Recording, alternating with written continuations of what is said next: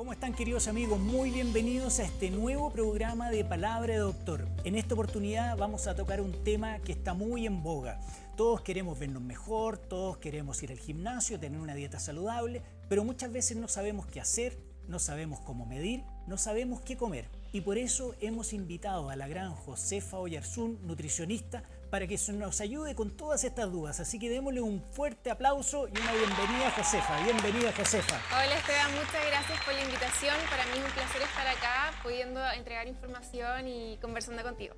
Muchas gracias.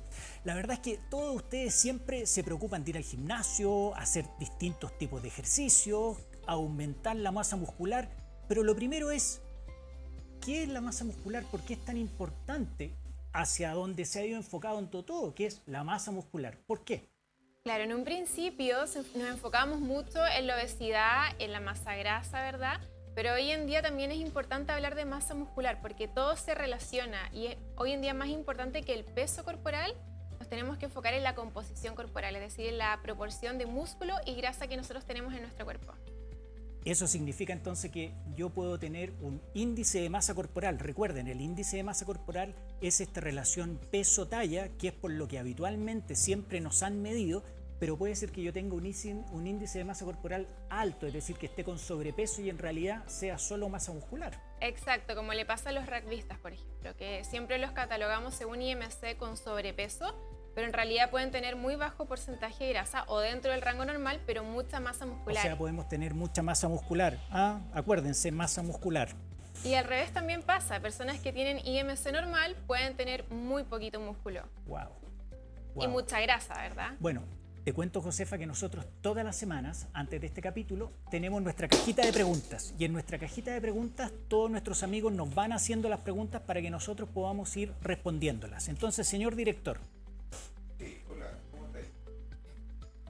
No se escucha. Hola. Ahí sí. Sí, ahí estamos sí. acá con el switch con un pequeño detalle. Así que, ¿cómo está, doctor? ¿Cómo están ustedes? Muy bien, muchas gracias. Bien, gracias. Oye, qué rico que estemos de vuelta ya, ¿no? ¿Ah? Sí, claro. Oye, mira, Juan Pinilla pregunta, ¿cuál es la importancia de la masa muscular? Bueno, es lo que estábamos conversando recién.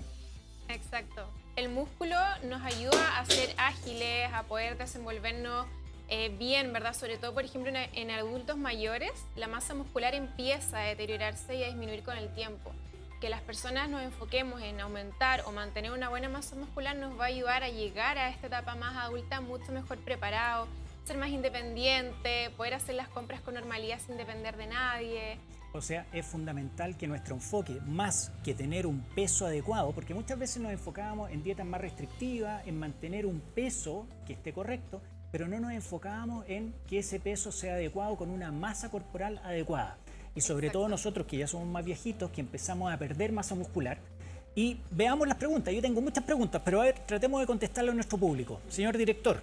Sí, Elena García pregunta, ¿cómo se mide la masa muscular? ¿Qué es lo que yo te iba a preguntar? ¿Cómo medimos la masa muscular? Sabemos que hay algunas imágenes que tenemos ahí preparadas para que Josefa nos vaya ayudando.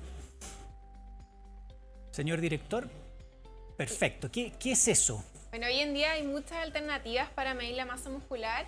Esto es un bioimpedenciómetro, es decir, realizamos bioimpedenciometría para poder medir la proporción de músculo que tenemos en nuestro cuerpo, también la proporción de grasa, grasa visceral, agua corporal, entre otros datos. Porque antiguamente uno medía con los pinch, que se llamaban, Sí. con ese... Con el caliper. Con el caliper, que uno te veía los distintos rollitos y en Claro. relación a eso se veía cuánta grasa uno tenía. Mira, justo ahí tenemos en la pantalla, Sí. así se hacía antiguamente. Eso es bastante menos exacto. Claro, hoy en día igual se utiliza principalmente en deportistas y se complementa con la medición de circunferencias y diámetros óseos. Entonces uno va midiendo cuánto mide nuestra muñeca, nuestro tobillo, nuestra rodilla y por diferencia se calcula la masa muscular. Pero es mucho más exacto el bioimpedenciometro. Es mucho más exacto. O sea, antiguamente hacíamos eso, después tenemos lo que se llama o lo que se conoce como InBody, que es como el nombre de la máquina, Claro. que es la bioimpedenciometría, que es algo sumamente simple. Mira, ahí tenemos un informe. Un informe. ¿Cómo leemos ese informe? ¿Qué es lo que nos da ese informe? Depende en realidad de cada máquina, pero lo más importante acá sería ver cómo está la distribución de la grasa en el cuerpo, dónde se concentra más, que esto varía entre una persona y otra, y cómo también se distribuye el músculo a lo largo del cuerpo. O sea, esto es mucho más exacto que lo que estábamos viendo del caliper. Claro, porque también podemos medir la grasa visceral, que es la que está más profundo, que no alcanzamos a medir con el caliper. Que es como quien dice el gordito de adentro. Exacto. Y sabemos que existe otro método que es mucho más exacto. Sigamos con las imágenes, señor director, por favor. Mira, ¿qué es esa máquina? Esto es el DEXA, es mucho más exacto que el bioimpedaciómetro. Mide también densidad mineral ósea, pero tiene algunas desventajas. Por ejemplo, requiere indicación médica para poder realizarse y es mucho más costoso y también requiere de más tiempo. El bioimpedanciómetro, es muy sencillo, muy rápido, indoloro y de muy bajo costo. O sea, se puede tomar en cualquier parte. Uno se para arriba de esta maquinita y en pocos minutos el computador te dice lo que hay. Así es. Pero aquí sigamos con la siguiente imagen. Señor director, aquí tenemos que echarle cuerda, ahí. Mira, este es un informe que es mucho más exacto y nos aporta muchísima más información. ¿Cómo uno lee esto? Bueno, el personal que lo toma tiene que estar calificado y la interpretación generalmente también la hace el médico en este caso, porque él es quien también lo solicita, a diferencia del bioimpedanciómetro que lo puede hacer un nutricionista, un médico también, médico nutriólogo o algún otro profesional del área de la salud. A diferencia del bioimpedanciómetro, el DEXA utiliza radiación, entonces... Rayos X. Exacto. Wow. Entonces no es un examen que se pida con tanta frecuencia. Claro. Para casos muy específicos. O sea, nos aporta muchísima más información, pero obviamente que al tener rayo X, la mujer no puede estar embarazada, no podemos hacerlo todas las semanas porque Exacto. Claramente es una radiación que se va acumulando. Mira, ahí tenemos una imagen que nos muestra donde, claro, tenemos rayo X que es como tomar radiografía o como hacer un escáner, donde claramente no podemos hacerlo todos los días ni todos los meses para poder hacer un seguimiento. Claro, el bioimpedanciómetro es mucho mejor opción para realizar un seguimiento, lo podemos utilizar si queremos todos los días, pero en realidad se toma con una frecuencia de una vez al mes, cada 2 semanas. Y eso nos daría más o menos los distintos cambios que podemos ir viendo. Y sirve para hacer un seguimiento también mucho más cercano. Porque eso también debiera depender, es una tecnología súper compleja que los computadores y los ingenieros la han ido simplificando para que nosotros podamos entenderla, pero si yo estoy con más retención de líquido, si estoy deshidratado, si entrené, si no entrené, en teoría ese resultado podría cambiar. O sea, hay ciertas variables que uno tiene que tratar de mantener para que sea más comparable, ¿no? Sí, tienes mucha razón en eso, porque el bioimpedanciómetro lo que hace es pasar electrodos por tu cuerpo y estos electrodos van midiendo densidad de superficie. Entonces, si tú tienes más retención de líquido X día porque comiste, no sé, un asado con mucha sal, una hamburguesita o cosas más procesadas que tienen más sodio, eso puede generar de que el bioimpedanciómetro se altere su medición, ¿verdad? Y te mida más agua corporal o que lo interprete también como más masa muscular. O sea, debiera ser siempre en la misma forma, con las mismas características, una pequeña preparación, pero una preparación que sea estándar y que nos permita poder comparar. Con las mismas condiciones, seguir una misma rutina. Una misma rutina. Y idealmente en el mismo lugar, con las mismas condiciones y todo igual. Señor director, ¿qué otra pregunta tenemos? Sabemos que nuestro público ha enviado muchísimas preguntas. Omar Pérez pregunta: ¿cuánto tiempo demora un ser humano en formar masa muscular y cuánto tiempo en perderla? Bueno, esto varía entre cada persona, principalmente por su genética, pero nosotros podemos ir desarrollándola con el tiempo con diferentes mecanismos, ¿verdad? Pero el crecimiento del músculo en sí es mucho más lento. La grasa varía mucho más rápido. Podemos subir grasa más rápido, bajar grasa más rápido versus el crecimiento o disminución del músculo. Y muchas veces la gente piensa de que si yo estoy entrenando mucho, voy a desarrollar mucha masa muscular. Sí. Pero ahí viene la pregunta que es clave, que es la que todos nos hacemos. Yo necesito comer bien, porque necesito transformar ese músculo en más músculo, que esa grasa desaparezca, pero a la vez no comerme el músculo por mi entrenamiento. ¿Cómo hacemos eso? ¿Cómo llegamos a ese equilibrio?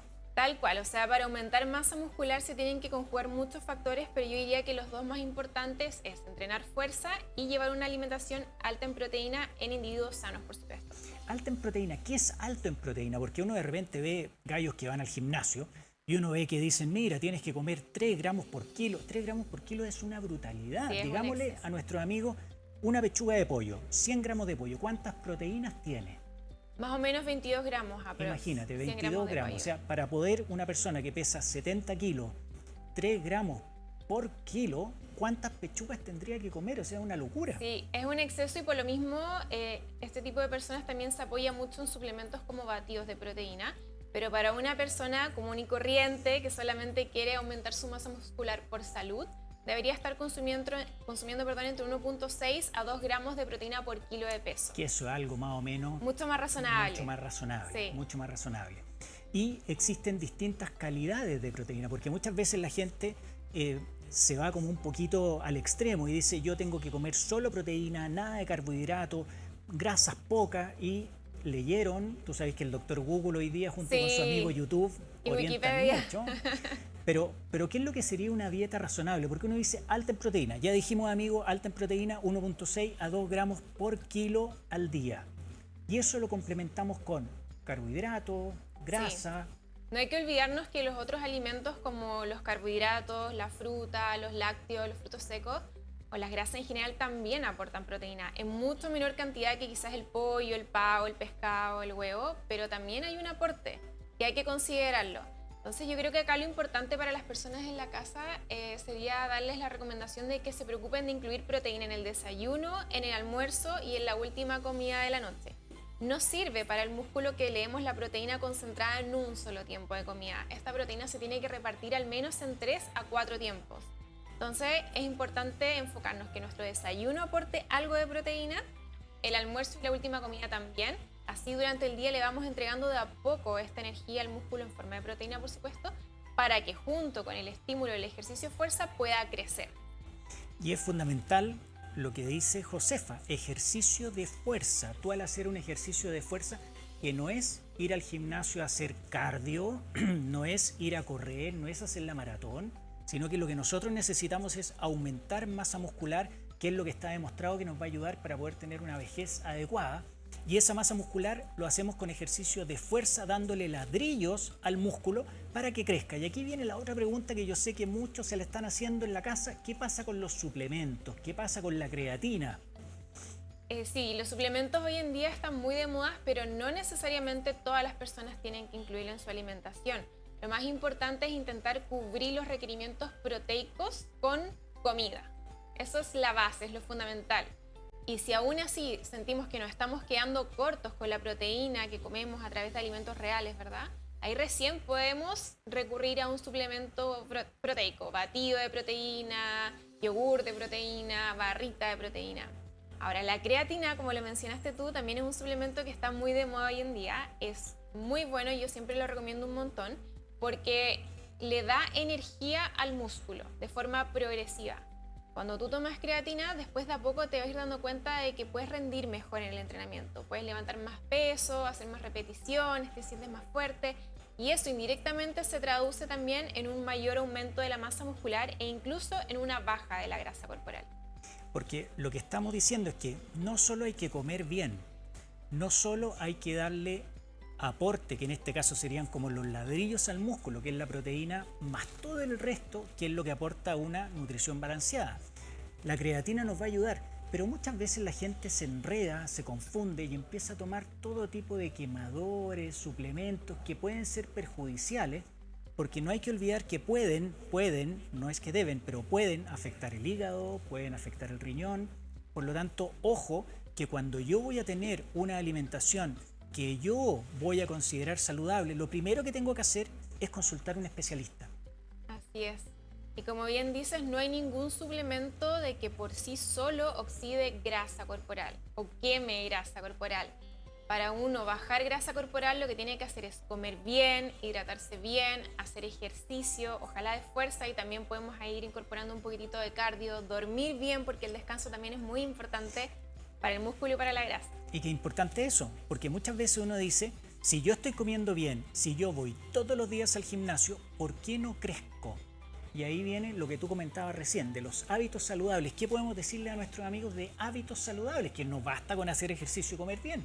Claro, o sea, si yo tuviera que mencionar qué factores influyen en la ganancia de músculo, dentro de ello estaría el buen descanso, porque en el sueño, nuestro cuerpo, en el sueño más profundo, libera hormona de crecimiento, que a esta edad ya no vamos a crecer en altura, ¿verdad? Pero sí nos va a ayudar a formar nuevos músculos, y también la testosterona, que también es clave en el aumento de masa muscular. La hidratación también es muy importante para que nuestro cuerpo pueda absorber mejor las vitaminas y el músculo también repare de mejor forma. El manejo del estrés, que el cortisol, que es la hormona del estrés que todos conocemos, también tiene un rol importante en el crecimiento de masa muscular. Mientras mejor manejemos el estrés, nuestro cuerpo va a estar también más propenso a aumentar músculo y bajar grasa corporal. Bueno, la alimentación alta en proteína que mencionamos y el ejercicio de fuerza. Que es fundamental.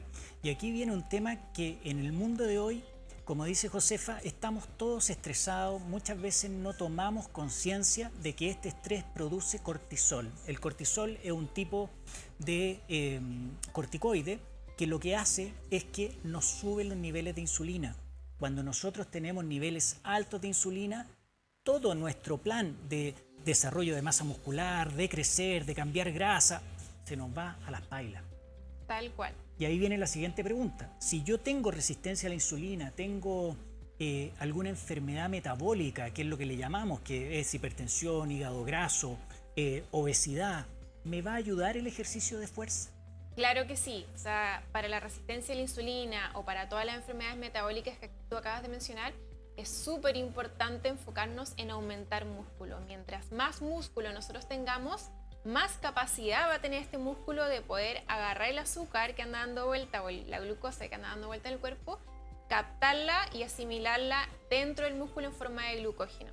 Esto entonces se traduce en una disminución del azúcar en sangre y por lo tanto de la insulina en sangre también. Espectacular, porque mientras más cortisol tenemos, menos testosterona, menos hormona de crecimiento y empezamos con un círculo vicioso donde trato de desarrollar masa muscular, trato de crecer, pero me estreso, entonces al final es una vida saludable. Señor director, tenemos más preguntas, vamos, tenemos muchas preguntas de nuestro público. Sí, justamente estaba preguntando Susana Garrido, ¿cuáles son los mejores alimentos que debo comer para crecer? Wow, ya se entusiasmó. Vamos, Susana, ya te entusiasmaste. Muy bien. buena pregunta. Habíamos hablado harto de la proteína, ¿verdad? Creo que es como el macronutriente estrella hoy en día para lograr un buen aumento de masa muscular, pero no hay que dejar de lado los carbohidratos. Los carbohidratos también tienen un rol en el aumento de la masa muscular. Es lo que le da la energía al músculo para que nosotros podamos rendir bien en el entrenamiento y además también permite la reparación junto con la proteína del mismo músculo. Y por supuesto también las grasas saludables que nos ayudan a mantener nuestro ambiente hormonal óptimo. Y cuando Me nosotros... pregunta ella, disculpa, ¿Sí? me dice que siempre le han dicho que no tiene que comer carbohidratos. Estuvo haciendo una dieta de 16 horas. El ayuno y intermitente. el ayuno intermitente y no le dio resultado. A pesar de que no comía carbohidratos. Siempre le han dicho que las dietas no tienen que comer carbohidratos. Bueno, eso en realidad es un mito. Nosotros podemos comer de todo. De hecho, es importante comer carbohidratos, grasas, proteínas de todos los tipos de alimentos y de todos los grupos de alimentos. Y para uno, primero para estar saludable, ¿verdad? Pero para uno bajar grasa corporal, uno tiene que hacer un déficit calórico a lo largo del día. Es decir, comer menos de lo que tú gastas. Entonces, si una persona hace ayuno, pero durante la ventana de alimentación come más calorías de las que está gastando, no va a bajar nada. No va a funcionar. No va a funcionar. E incluso, bueno, el ayuno tiene muchos beneficios, pero específicamente para mantener o aumentar la masa muscular no es tan útil. Porque como habíamos hablado, la proteína hay que repartirla en 3 a 4 tiempos de comida. Si la concentramos en 2 o en un tiempo de comida, no va a servir para aumentar masa muscular. O sea, Susana, si tú lo que estás haciendo es preparándote para aumentar tu masa muscular, el ayuno intermitente no es la opción, sino que tendrías que comer más proteína, comer grasas saludables, pero cuando uno habla de proteína, grasas saludables, complementos, ¿qué son las proteínas? Hay proteínas de mejor calidad nutricional, de peor calidad nutricional. Muchos amigos que nos están viendo probablemente van a decir, bueno, yo soy vegano, ¿qué hago? ¿Qué La proteína la podemos encontrar de fuentes animales y de fuentes vegetales. Por ejemplo, si uno es vegano, puede obtener la proteína a partir de las legumbres, de las semillas, de la carne de soya o proteína de soya. Igual podemos lograr cubrir sus requerimientos proteicos con fuentes de proteína vegetal. Mi recomendación, para los que no son veganos o vegetarianos, por supuesto, es agregar proteínas de alto valor biológico. ¿Qué quiere decir eso? Proteínas que provengan de fuentes animales, como el huevo, el pollo, el pavo, la carne, con moderación, por supuesto, pescados, mariscos. Hay que intentar obtener proteína de distintas fuentes para que también nuestro organismo reciba todo tipo de nutrientes. Y ojalá magra si lo que buscamos nosotros es perder grasa corporal. Con respecto a los carbohidratos, yo le diría a Susana que se preocupe más que en la cantidad, en la calidad de los carbohidratos que está eligiendo. Intenta elegir carbohidratos integrales, cereales integrales que le llamamos nosotros. ¿Y por qué es importante Porque un carbohidrato integral? Ahí ya nos metemos en un tema harto más entretenido, pero yo sé que les va a gustar. Los carbohidratos integrales tienen más aporte de fibra y esta fibra ayuda para un montón de cosas. O sea, primero nutre nuestra microbiota o las bacterias que viven en nuestro intestino. Segundo, retarda la absorción de la glucosa del alimento, es decir, disminuye el índice glicémico del alimento. Igual favorece la mejora de la composición corporal. Y además, el hecho de que sea integral lo hace también mucho más nutritivo. Entonces, al comer carbohidratos integrales, va a estar mejor nutrida a modo global. Y eso es fundamental, porque eso que hablaba Josefa, que decía el índice glucémico, es clave. Porque, bueno, ahí tenemos una pirámide que ha sido la pirámide de la alimentación tradicional, que la verdad hoy día sabemos que no es tan así. Sabemos que hoy día ha cambiado muchísimo eso. Pero nos sirve de referencia. Pero esto que es clave, cuando yo como un pan blanco, por ejemplo, cuando como tallarines, harina blanca, eso tiene un alto índice glicémico, es decir, esos carbohidratos se absorben rápidamente y tengo poca fibra, lo que hace que tenga un pic de insulina muy alto y eso no me ayuda en nada a lo que precisamente estamos tratando, que es desarrollo de masa muscular, construcción, cambio de masa muscular, cambio de grasa por masa muscular. ¿Y qué es lo que podemos decir de la pirámide? Decirle a nuestros amigos. Bueno, ahí en la base podemos ver que se recomienda tomar agua, lo cual habíamos hablado que también es clave, ¿verdad? También podemos ver en el segundo escalón las verduras y las frutas, que también aportan carbohidratos. Y también son súper buenos para nuestra salud porque son altos en fibra y nos ayudan a nutrir nuestra microbiota, como habíamos hablado, y también a reducir el índice glicémico o la carga de carbohidrato que aporta la comida en general. Mira, y aquí me hacen una pregunta interna, que esta la tienen ahí en el switch, que dicen, si yo tomo té o café, obviamente que tomarlo con azúcar es malo o no es recomendable, pero sabemos que los endulzantes tampoco son muy recomendables. Claro. Entonces ahí quedamos que no tener calorías no significa que sea saludable. ¿Qué le decimos a nuestros amigos? Específicamente en el caso de las bebidas dulces, yo siempre recomiendo de a poquitito disminuir tanto el azúcar como el endulzante que le vayamos poniendo para que nuestro paladar se acostumbre a sentir el sabor menos dulce o ojalá no dulce, sentir el sabor real del té, del café, de la bebida que estemos tomando, de la leche. Así de a poquitito le vamos poniendo menos de cada cosa, pero efectivamente el azúcar no nos ayuda porque estamos metiéndole calorías a una infusión o a una bebida que no debería tenerlas. Estamos también forzando a nuestro páncreas que constantemente esté secretando insulina. Y esto genera de que cada vez que se eleve demasiado la insulina en sangre se inhiba la lipólisis o la quema de grasa. Entonces esto favorece a ir reteniendo cada vez más grasita, sobre todo a nivel abdominal. Y los endulzantes efectivamente son súper controversiales y ya se ha visto que podrían dañar nuestra salud y nuestra microbiota intestinal. En ese caso yo recomendaría utilizar stevia, que es de los endulzantes que se ha visto que es más inocuo para la microbiota y no aporta calorías. O sea, al final, amigos, nada es tan bueno ni tan malo. Al final tenemos que llegar a un equilibrio. Si vamos a tomar té, que sea té, la bolsita o el té que preparemos, pero ojalá sin azúcar, sin endulzante, sin nada. El café lo mismo. Tratemos de volver a lo natural. Hay muchas bebidas que van de la mano con lo que es esta alimentación antiinflamatoria, que también ayuda muchísimo, sobre todo lo que estamos hablando de la microbiota. ¿Qué podríamos decirle, darle un consejo a nuestro amigo, una bebida saludable, por ejemplo? ¿Qué podría ser? Una bebida saludable, o sea, la que preparemos en la casa, que tenga ingredientes extraídos de forma lo más natural posible de la tierra, ¿verdad? Infusiones de hierbas o agüitas con limón, con jengibre, con rodajitas de naranja, hojitas de menta, hierbabuena. Algo que nosotros podamos preparar con nuestras propias manos, no que venga en un sobre, no que venga envasado con conservantes, preservantes. Que no venga procesado y que idealmente no tenga endulzante. Idealmente. Porque sabemos que los endulzantes, es verdad, no aportan calorías, no tienen un índice glicémico, pero a la larga igual me van a generar problemas. Así es. Señor director, ¿tenemos más preguntas de nuestros queridos amigos?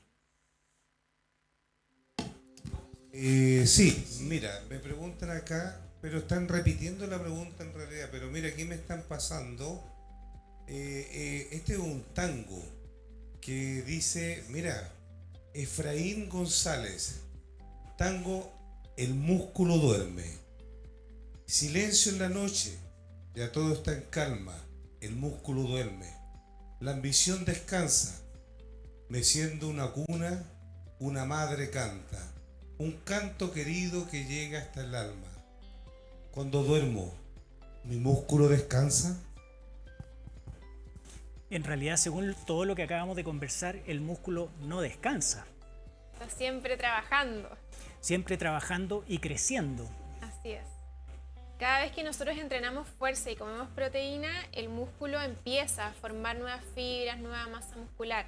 Entonces, en realidad, nunca descansa. Lo que podemos hacer nosotros es descansar día por medio al menos del entrenamiento de fuerza para darle una pausa y que el músculo pueda hacer su propio trabajo.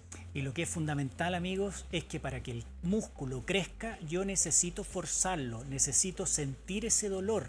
No hay que llegar a desgarrarse ni mucho menos, pero si yo no siento esa molestia, ese esfuerzo real, esas fibras después no van a regenerar. Cuando regeneran, crecen. Y para regenerar y crecer necesitamos dormir por lo menos entre 6 y 8 horas al día, hidratarnos muchísimo, tener una alimentación rica en proteínas, tener todo lo que son los suplementos naturales de vitaminas, proteínas, carbohidratos, porque si no logramos hacer todo esto, nuestro cortisol está alto, nuestra insulina está alta, no tenemos masa muscular y obviamente no podemos perder la grasa. ¿Tenemos más preguntas, señor director? Mira, la última pregunta que me hacen acá en el Switch. Oye, este tema podríamos estar aquí todo el día. Tengo muchos deseos de bajar mi masa muscular aquí, Rodrigo, pero se me ha hecho siempre... ¿Qué ejercicio tengo que hacer para aumentar? ¿Dónde dice mi masa muscular? Es que me está hablando al oído, ¿eh? ¿Te está hablando al oído? Claro, y me había dicho disminuir y ahora me dice aumentar. Entonces, la pregunta exacta es, ¿qué ejercicio debo hacer para aumentar mi masa muscular? En específico, ¿cuál sería el ejercicio? Bueno, hay muchos tipos de ejercicios. Yo en general siempre recomiendo, bueno, no soy entrenadora, pero recomiendo trabajar el tren inferior porque ahí tenemos grupos musculares mucho más grandes. Entonces, si trabajamos las piernas, eso nos va a demandar más metabólicamente y vamos a ir también aumentando más masa muscular. Pero habría que evaluar igual varios factores de por qué no logró aumentar masa muscular. Puede ser eso o puede ser la alimentación. Obviamente que cuando nosotros, ninguno de los dos somos entrenadores, pero por supuesto que cuando hablamos de ejercicios de fuerza, lo más costo eficiente es el tren inferior, porque estoy movilizando grupos musculares mucho más grandes, como tú decías.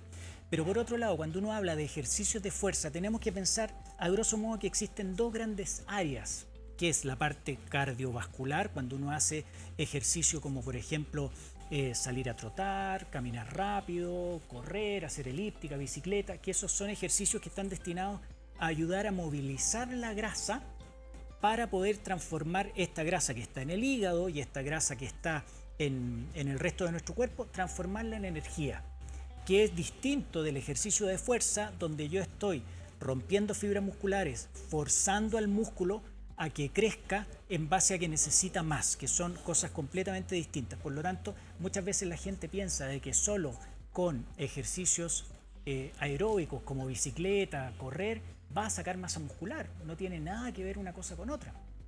Así es. Igual creo que es importante mencionar que el ejercicio de fuerza se tiene que adaptar a cada persona en particular. O sea, a una persona de tercera edad no le podemos exigir que haga el mismo tipo de ejercicio, no la podemos poner con una barra a hacer sentadilla como una persona quizá joven de 30 años.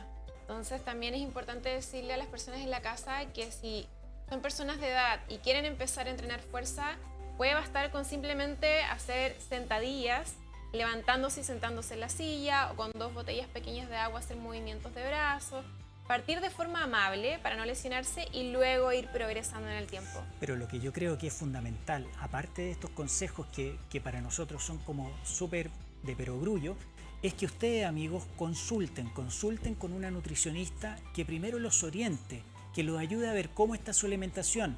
Veamos el Instagram de Josefa, donde pueden encontrarla, porque es fundamental que si yo voy a iniciar cualquier ejercicio, aparte de poder chequearme y poder ver que mi salud sea compatible con el esfuerzo que voy a hacer, por eso es clave que ustedes se entrenen con un profesional y además que una profesional como Josefa los ayude a ver la dieta que van a hacer para que sea coste eficiente. No hay cosa peor que hacer un esfuerzo tremendo y después darse cuenta que no sirvió para nada. Así es. Oye, estamos en vivo aquí con miles de preguntas. Queremos darle las gracias a Josefa Oyarzún, nutricionista, que nos ha estado acompañando y estoy seguro de que podemos seguir conversando de esto, pero toda la tarde. Así que, amigos, muchas gracias. Por favor, dejen todas sus preguntas. Y un fuerte aplauso para Josefa y esperamos de que nos acompañe en otra oportunidad. Gracias, Josefa. Gracias a ustedes.